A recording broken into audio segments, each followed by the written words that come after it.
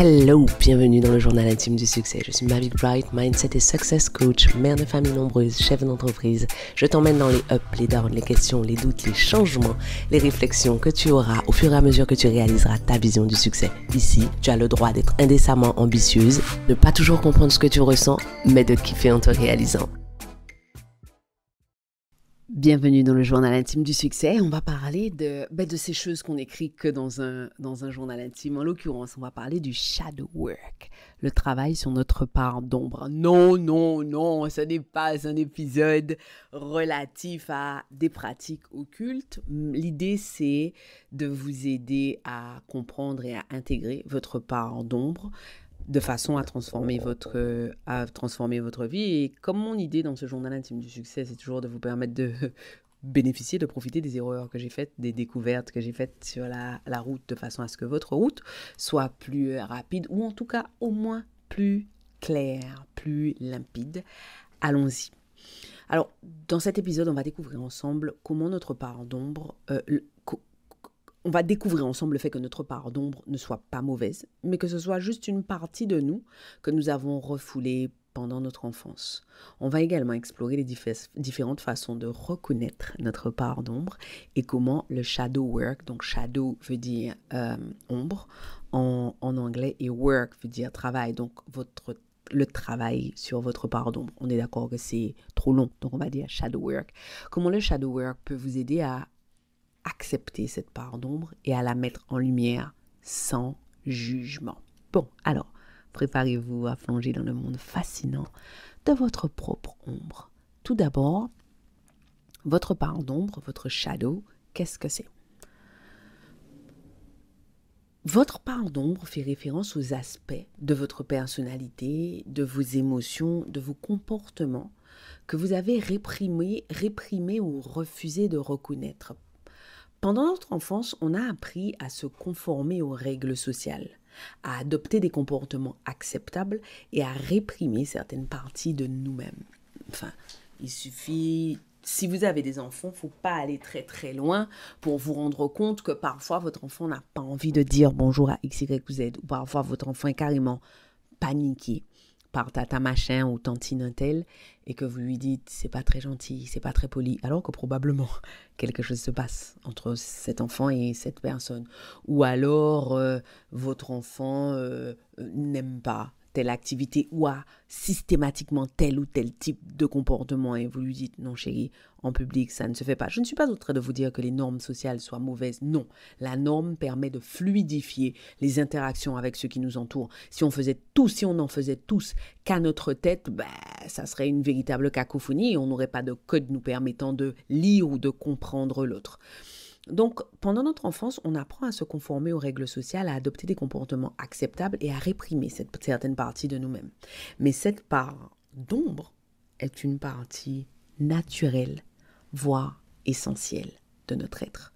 Ce qui veut dire qu'au moment où vous l'avez disciplinée, réprimée, cachée, elle n'a pas disparu et elle a une importance, un rôle, un intérêt dans votre vie. Le shadow work, qu'est-ce que c'est? Eh bien, c'est maintenant que vous avez compris ce qu'est votre part d'ombre, votre shadow, il est temps de découvrir le concept du shadow work, ou travail sur l'ombre en gros. Ce travail est un processus de reconnaissance, d'acceptation et d'intégration de notre part d'ombre. En explorant et en acceptant ces aspects refoulés de nous-mêmes, nous pouvons guérir et nous épanouir sur le plan personnel. Ce shadow work est une espèce de voyage profondément transformateur qui va nous permettre de devenir des versions plus authentiques et plus équilibrées de nous-mêmes. Je vais vous donner 3 exemples. Les 2 premiers exemples sont en un. Je suis timide et je suis introverti. Et je n'ai aucune envie d'être moins timide et aucune envie de ne plus être introverti. En revanche, en grandissant, j'ai vite compris que la timidité était pour une raison que j'ignore totalement associée à un manque de confiance en soi. J'ai donc mis des années et des années à dire « je suis timide ». Je suis pétrifiée par le premier contact avec quelqu'un. Combien de fois j'ai rencontré des gens qui ont essayé de me faire des analyses psychologiques, à essayer de me dire « no, you are not shy » ou « tu es pas timide, la timidité c'est ci ou c'est ça ». Tu m'emmerdes en fait. Je sais ce que je ressens et je sais que je suis timide et je n'ai... En fait, j'ai pas envie, ça ne m'intéresse pas de guérir de cette timidité. Ça m'a donc pris un temps dingue de prendre de la distance avec la façon dont est souvent interprétée, jugée, comprise la timidité et dire quand même, je suis timide, c'est comme ça, j'ai pas envie de travailler dessus. C'est pareil pour l'introversion. Combien de fois j'ai entendu dire que c'était l'apanage des gens qui manquent d'assurance, l'apanage des gens égoïstes, des personnes qui n'ont pas envie de faire d'efforts pour aller vers les autres. Donc, j'ai mis beaucoup de temps à mettre bout à bout ce qu'on va appeler symptômes, mais ce ne sont pas des symptômes, hein, à mettre bout à bout des symptômes et à me dire ça plus ça plus ça plus ça égale introversion. Par exemple, c'est difficile pour moi d'avoir beaucoup d'interactions. Travailler dans un bureau, encore plus en open space, c'est difficile pour moi. Aujourd'hui, envisager de recommencer que ça pourrait un jour m'arriver de recommencer à aller travailler à un endroit, d'être en interaction toute la journée avec des gens, en fait, c'est au-dessus de mes forces. Les interactions me drainent, c'est-à-dire qu'au-delà d'un certain nombre d'interactions dans une journée, je suis fatiguée, même si je vous aime, même si j'ai adoré la nature des interactions, même si parfois j'ai envie de continuer, c'est moi qui ai dit continuons, je sais qu'au-delà d'un certain point, je suis exténuée. Toute ma famille le sait, je titube, j'ai du mal à articuler ma pensée. C'est vraiment physiquement fatigant pour moi, mais c'est aussi émotionnellement extrêmement fatigant. Mes enfants savent qu'après telle heure, maman ne parle plus beaucoup. Je suis là, je filtre ce que j'entends et je ne parle plus beaucoup. Et ça m'a mis du temps d'arriver à dire je suis introvertie et je n'ai aucune envie que ça change. Ça me va avec ceux qui m'entourent, ceux qui m'aiment, ceux avec qui j'ai envie d'être en relation. Je leur dis très très tôt, c'est comme ça chez moi. Pour vous donner un exemple, 3 fois par an, je pars avec mon mastermind. Je sais que j'aurai une semaine de travail. Eh bien, le soir, quand j'appelle ma famille, les interactions ne sont pas longues parce que je n'en suis pas capable. Est-ce que ça veut dire que je n'aime pas mes enfants? Est-ce que ça veut dire que je n'aime pas mon époux? Je laisse autrui comptable de ces jugements. Nous, on sait comment ça fonctionne entre nous.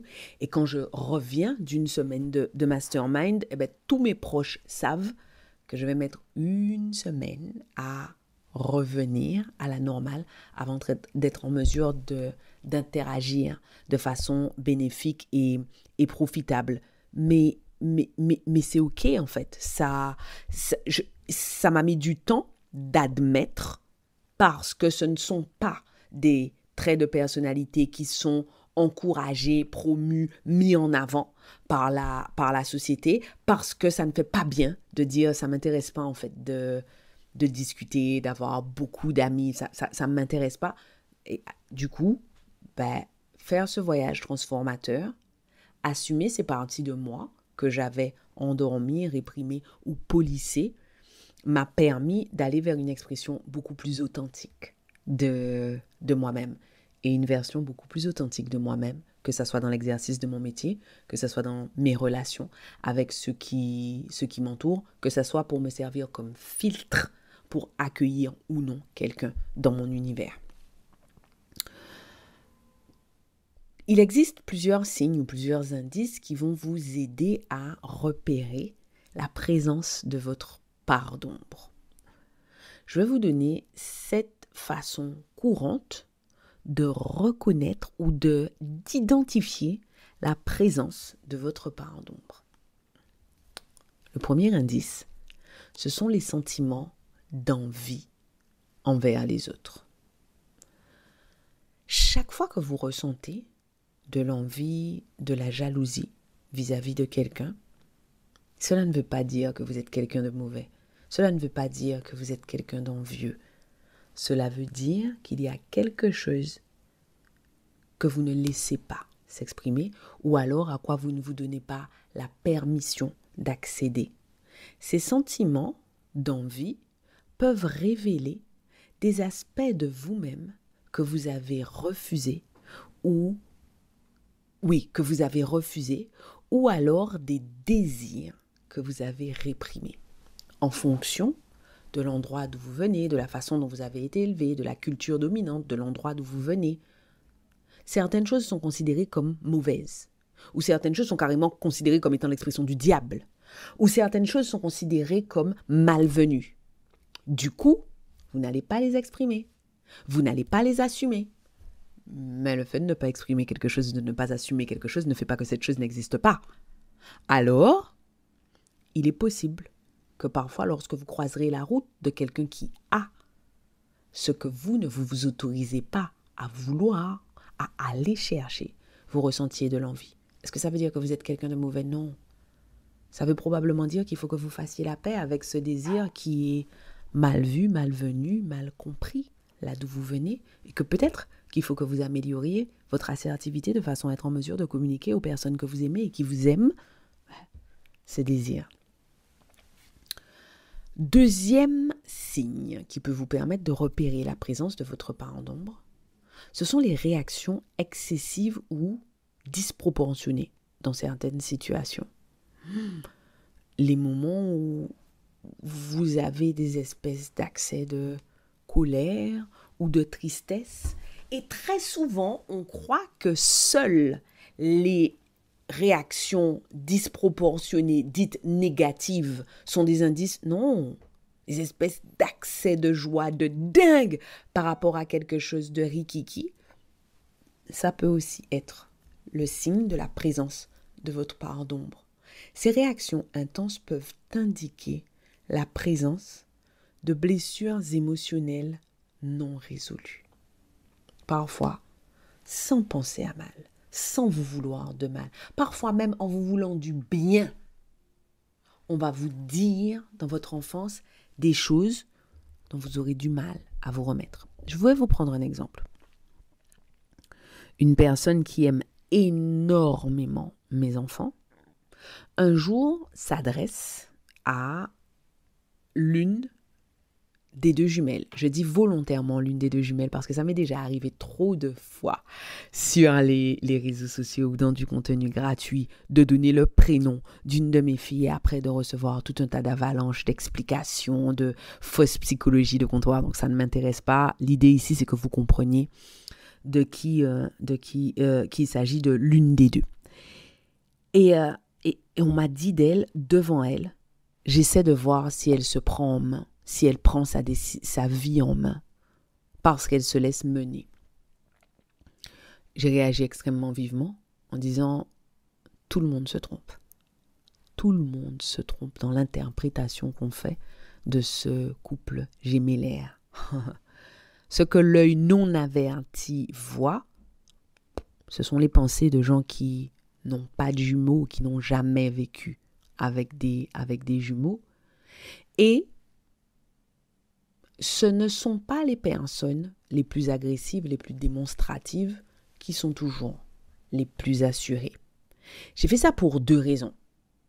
La première des raisons, c'est que je voulais réaffirmer, reconfirmer ma fille dans la façon dont elle avait décidé d'exprimer son identité, sa personnalité.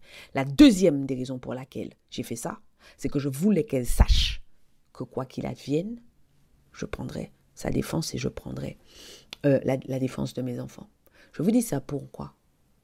Parce que vous entendre dire que vous ne vous prenez pas en main, que vous ne savez pas décider, que vous n'êtes pas ci ou ça, peut provoquer des blessures émotionnelles qui vont faire qu'un jour, personne ne va comprendre. Au milieu d'une présentation PowerPoint, vous allez péter un câble sur un collègue. Les réactions excessives, lorsque vous réagissez de façon disproportionnée par rapport à un stimulus, c'est un stimuli ou un stimulus? Je ne sais plus. Par rapport à un déclencheur, peut être le signe d'une part d'ombre que vous avez réfrénée ou réprimée. Troisième signe, oh ça c'est mon chouchou, les jugements et les critiques fréquentes envers les autres. Est-ce que vous êtes une personne très critique? Moi, je suis toujours sidérée par les gens qui disent « je suis une mauvaise langue » ou « je critique » ou « j'aime critiquer ». Les critiques peuvent refléter des aspects de vous-même que vous n'acceptez pas, que vous rejetez, que vous jugez, que vous tentez de masquer. Si vous vous considérez comme une personne extrêmement critique, demandez-vous ce que ça dit sur vous, ce que les critiques que vous émettez sur autrui disent de vous. Signe suivant, les schémas destructeurs répétitifs dans vos relations. Si vous vous retrouvez constamment confronté aux mêmes problèmes, au même type de relation dysfonctionnelle, ça peut être le signe que votre part d'ombre est à l'œuvre. Ça peut être le signe qu'il y a quelque chose que vous avez réprimé à un moment et qui tente d'une façon toute bizarre de s'exprimer. La bonne nouvelle, c'est qu'à partir du moment où vous avez identifié, c'est plus de l'ombre en fait.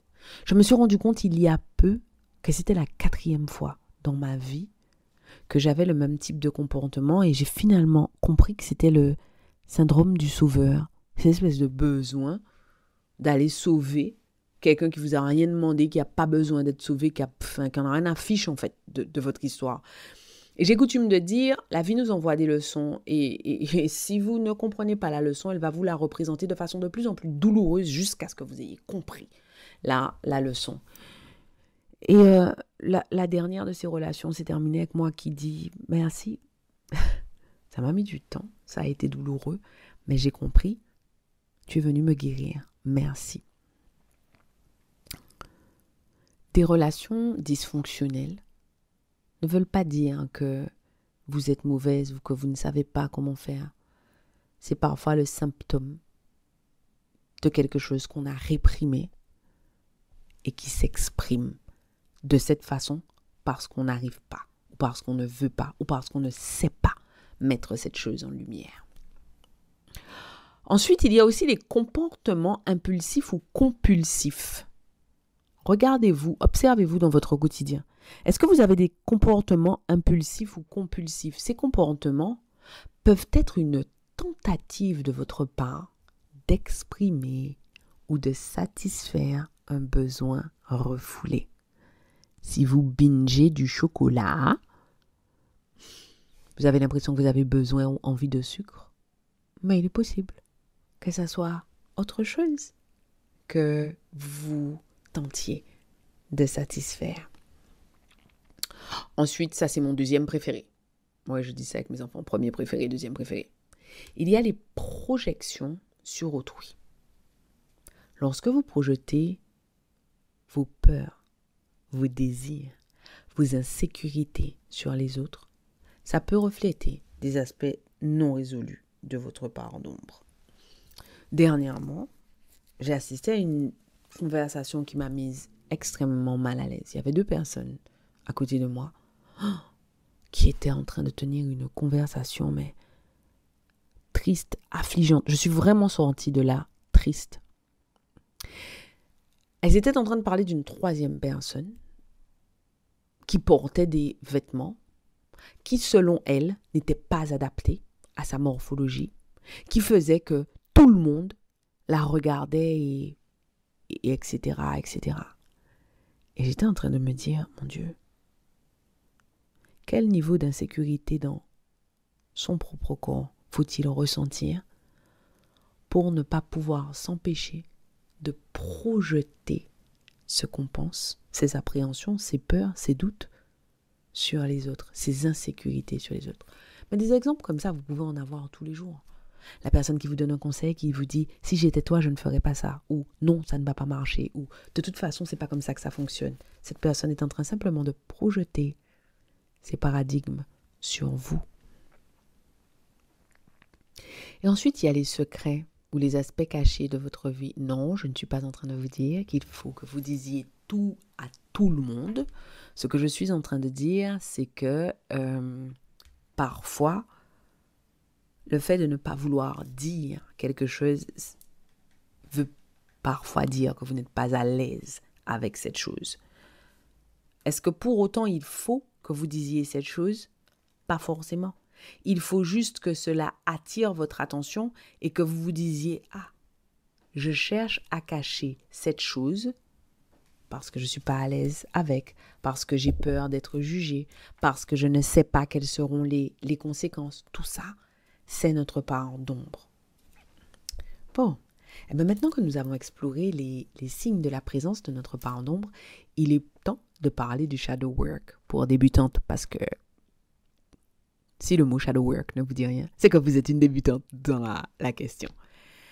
Alors, voilà quelques conseils qui pourraient vous aider à faire la paix avec cette part d'ombre et à la mettre en lumière et à l'accepter comme faisant partie de vous-même. Il y a tout d'abord la journalisation.